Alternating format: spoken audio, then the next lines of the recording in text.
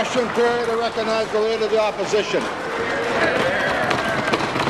Well, Mr. Speaker, earlier today the Premier had a lot to say about what other people should be doing to help with the cost of living. But it's this Premier, Mr. Speaker, who failed to provide any cost of living relief in his own budget. And this at a time when 57% of Saskatchewan people are struggling just to pay their groceries. Mr. Speaker, does the Premier not understand? Doesn't he get that he has no leg to stand on when it comes to calling out the feds on the lack of cost of living relief, when he won't lift a finger to do anything here at home? Here. Recognize the Premier.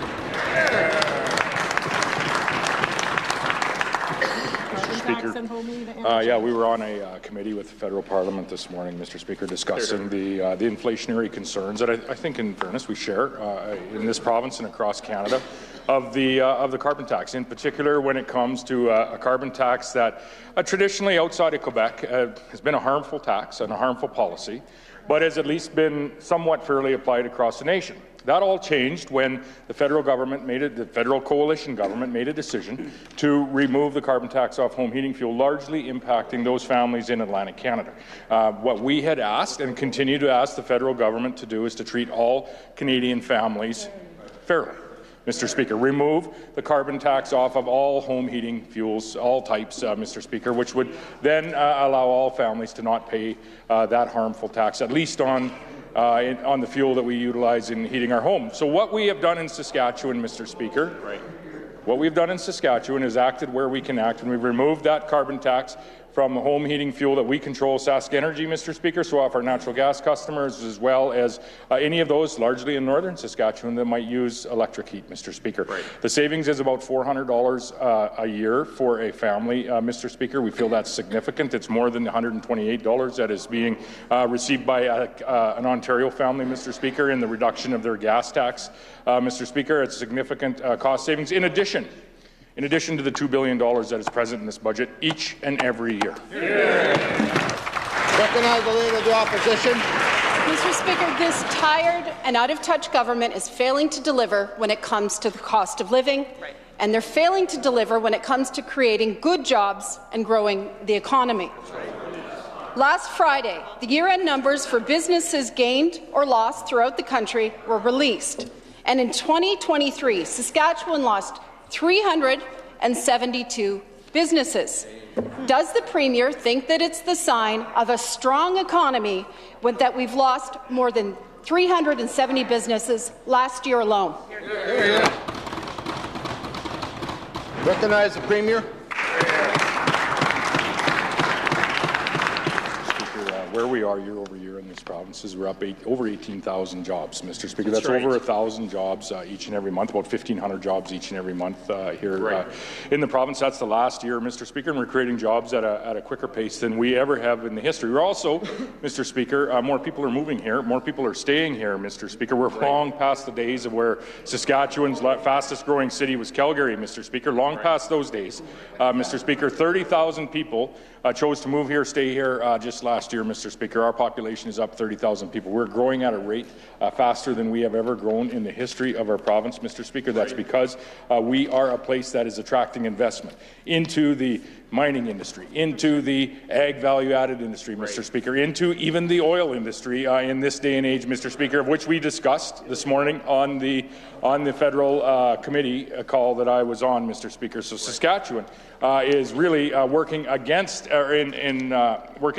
Mr. Speaker, despite some of the decisions that the federal government has made. Saskatchewan is having successes in attracting investment, creating jobs, and attracting people to live here in our communities right across the province, Mr. Speaker. That's why you saw a record investment this year in classrooms, care, and communities to ensure that those folks in our communities, Mr. Speaker, those families that are moving to our communities have the supports that they expect. Recognize the Leader of the Opposition. It's a lot of words not to answer the question, Mr. Speaker, and no matter how you slice it, these numbers speak for themselves. It's not good news, Mr. Speaker. Regina lost 78 businesses. Saskatoon lost 131, and 163 were lost elsewhere.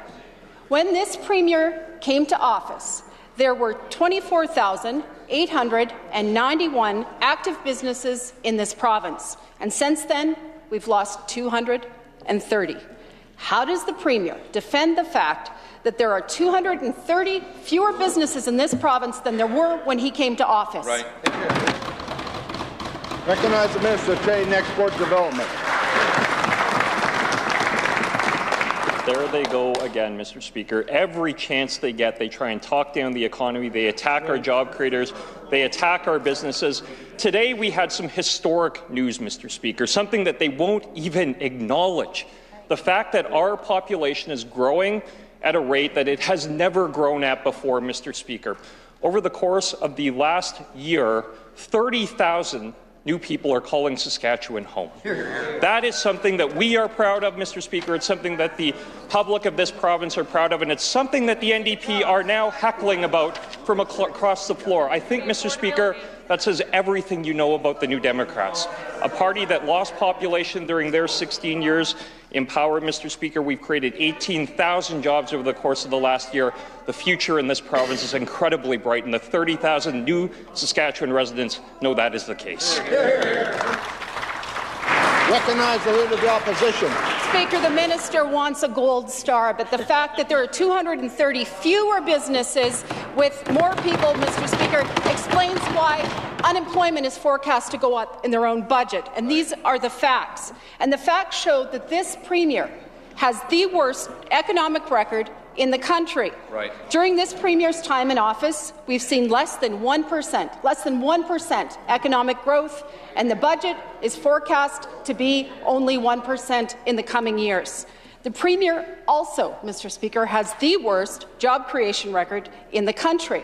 Now, Saskatchewan people, they don't care about spin. They want results.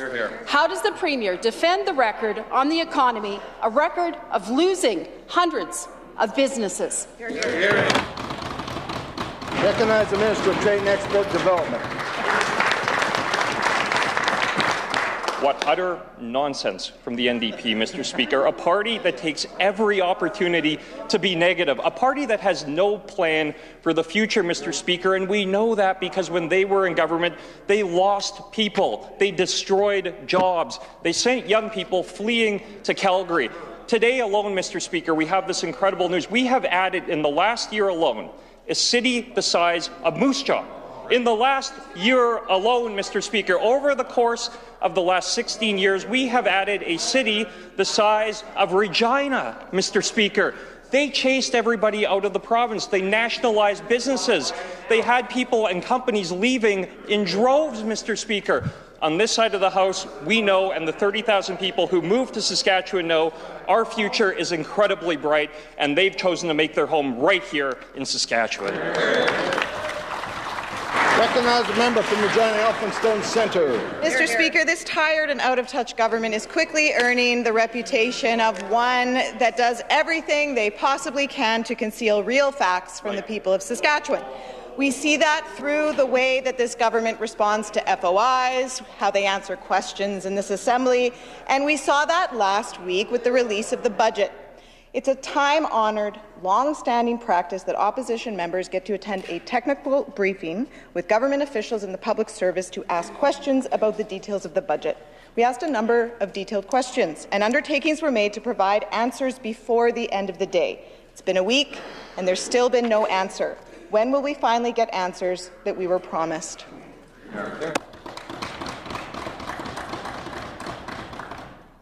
Recognize the Minister of Finance.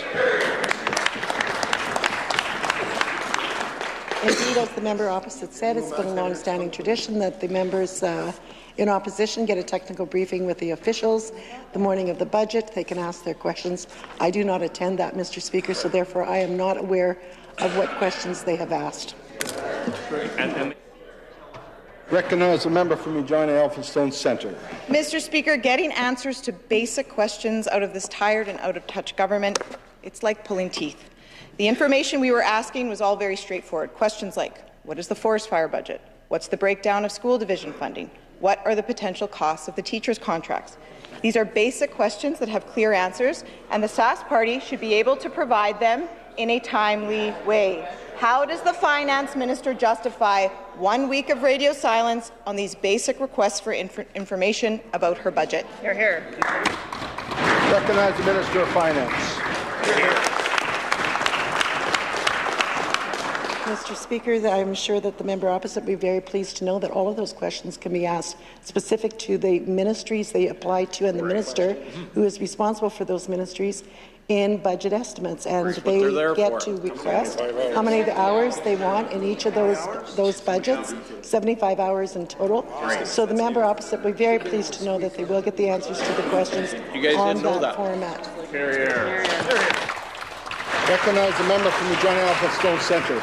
Mr. Speaker, it's increasingly clear that this tired and out-of-touch government is increasingly allergic to transparency. We see that in the way that they fail to answer basic questions about their budget, and we saw that yesterday in response to my questions about the Thrift Lodge Motel.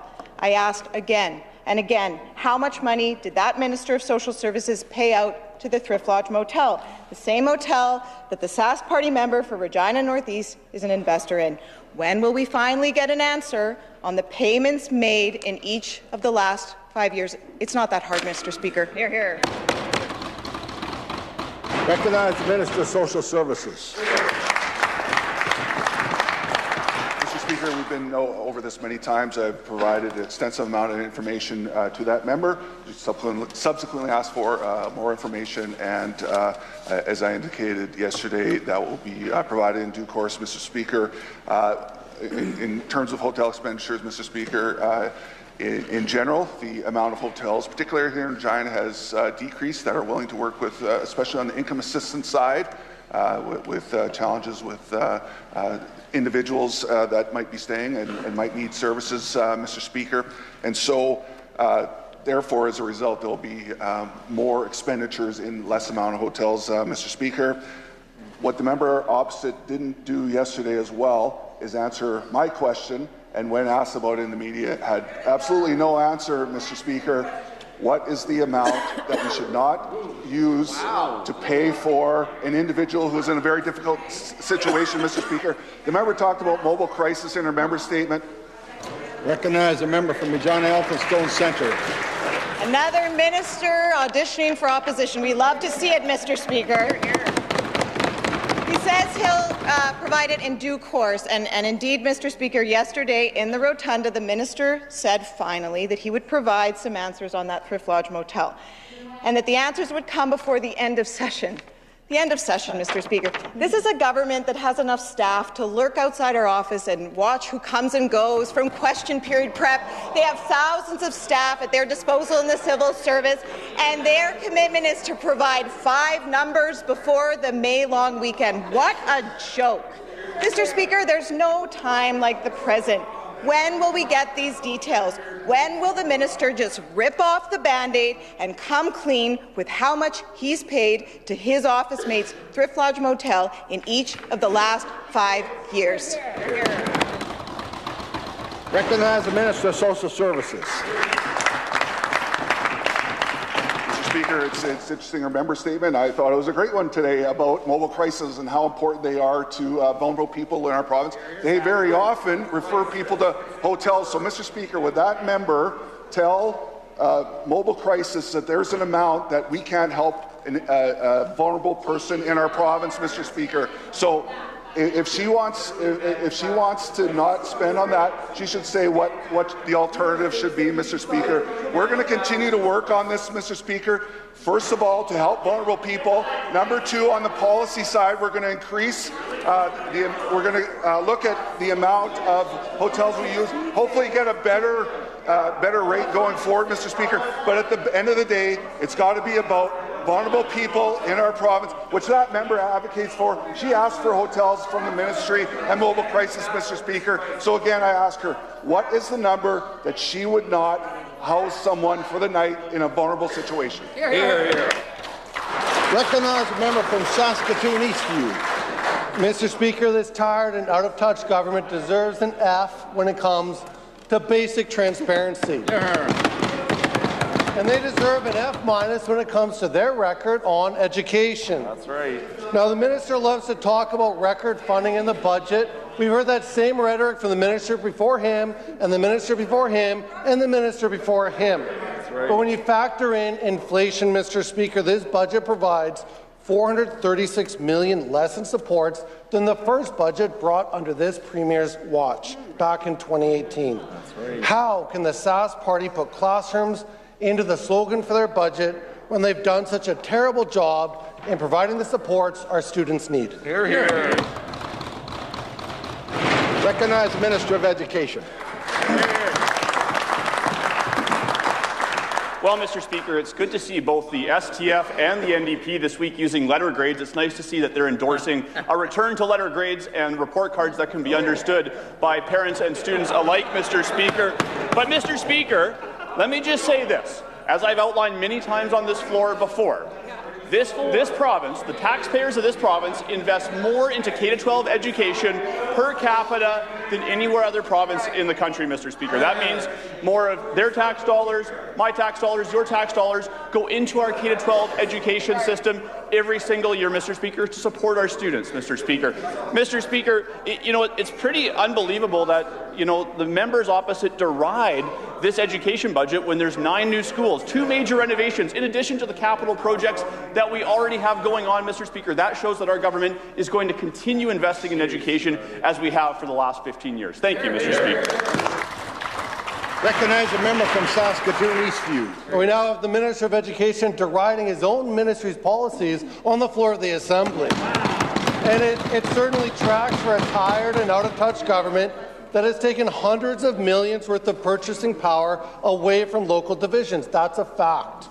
It's also a fact that we've added thousands more students during that time, hundreds of whom were out protesting this government in front of the office of the member from Saskatoon Southeast. And they're there protesting because they see classroom complexity has grown unmanageable under this government. There are more students today than 6 years ago, more of them who need additional supports. But this minister isn't giving divisions the tools they need to support students. This budget will likely result in more school division cuts. Will the minister accept responsibility for those cuts, or will he do what the Sask party always does and blame school boards for those cuts? Right.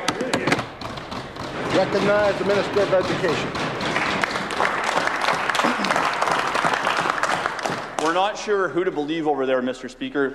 In one breath, people are leaving our province. In another breath, people are coming to this province and filling our classrooms and filling our hospitals, Mr. Speaker, which is why we need to invest more into education and healthcare, Mr. Speaker, which this government accomplishes, Mr. Speaker. The largest ever increase to school operating funding, Mr. Speaker, to the 27 school divisions all around the province, Mr. Speaker. For that member to stand up and say there's going to be cuts, Mr. Speaker, school divisions are still working on their budget for next school year, Mr. Speaker, and are appreciative of the increase that was offered in this year's budget. We look forward to working with those school divisions to ensure that supports reach the classroom, Mr. Speaker. And again, I would point to the classroom supports funding, Mr. Speaker, and the multi-year funding agreement that we've signed with the 27 school divisions, providing predictability at a base floor of funding for the next 4 years, Mr. Speaker. We're going to continue working with those school divisions and ensuring that that supports funding reaches our students each and every single day.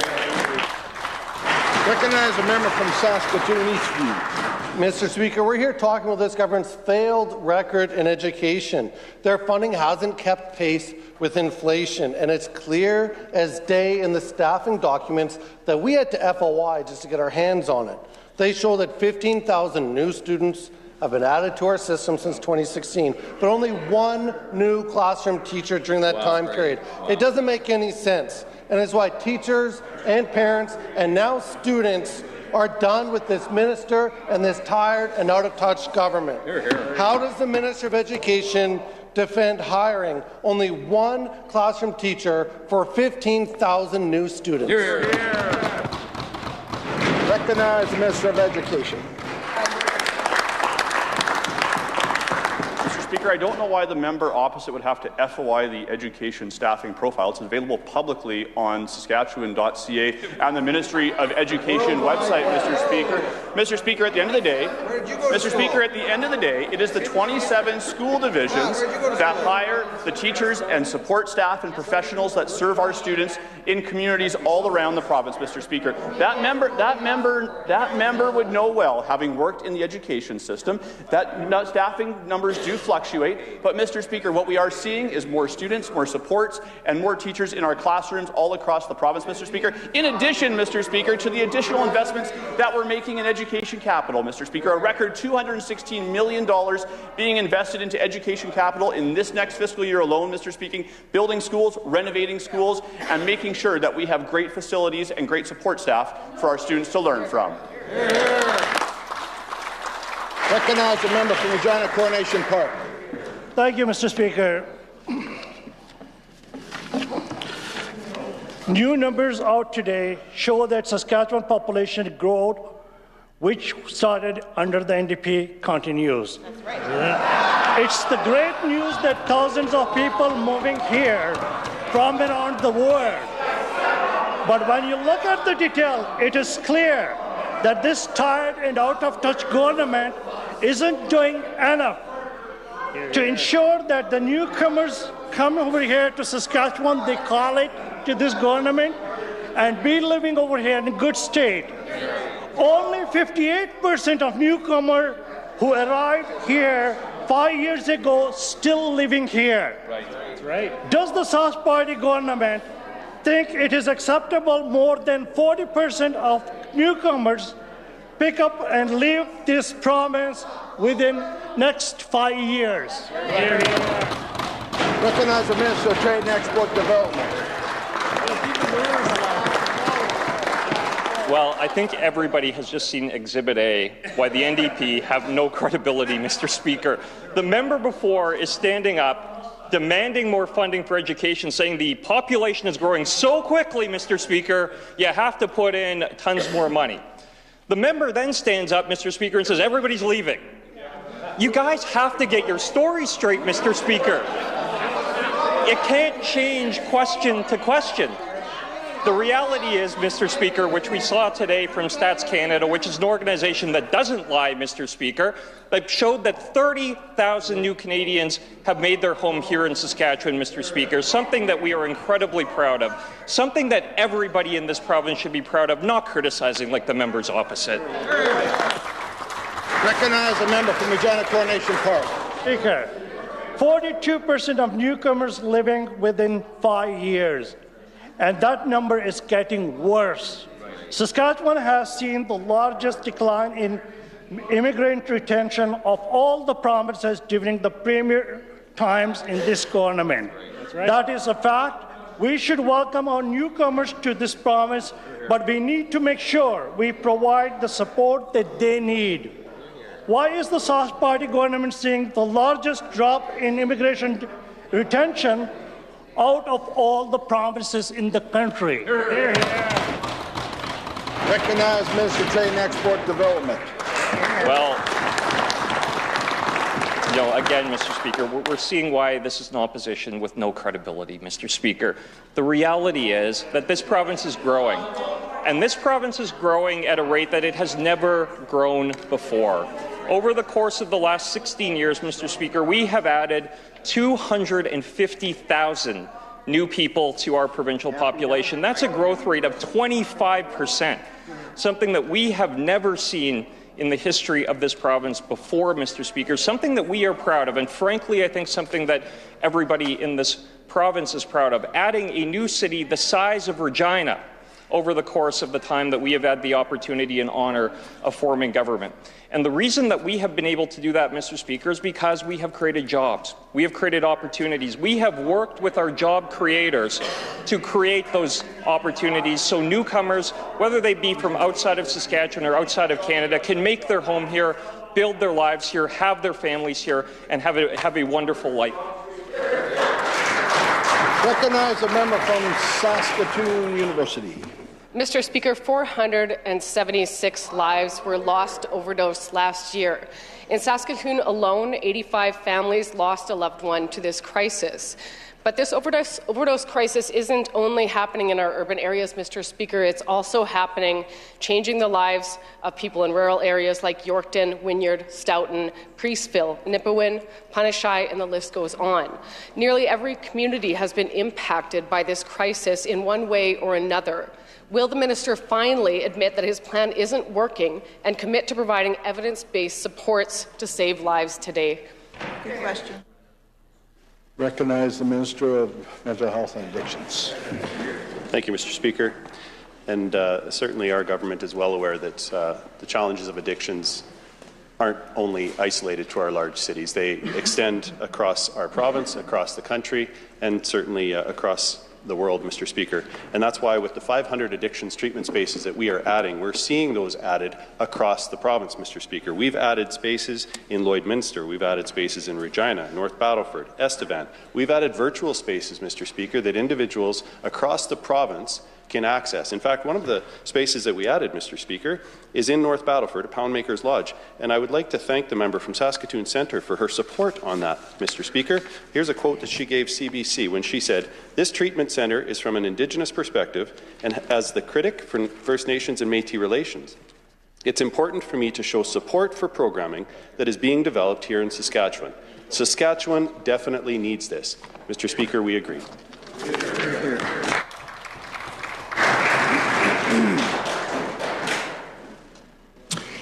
I'd just like to caution the members in general about your language. So there's three cases I'm going to cite, and the first one is the member from Regina, Elphinstone Centre, said, "When will the minister come clean?" And that suggests the minister is not being honest. Will the member stand and withdraw and apologize?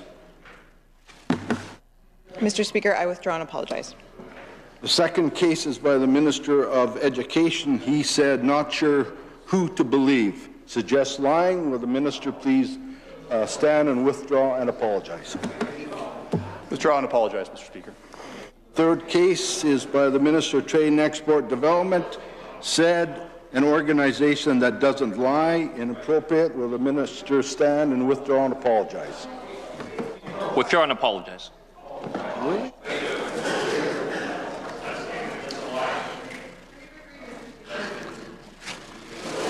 Would the minister stand and withdraw and apologize again for what he just said? Withdraw and apologize.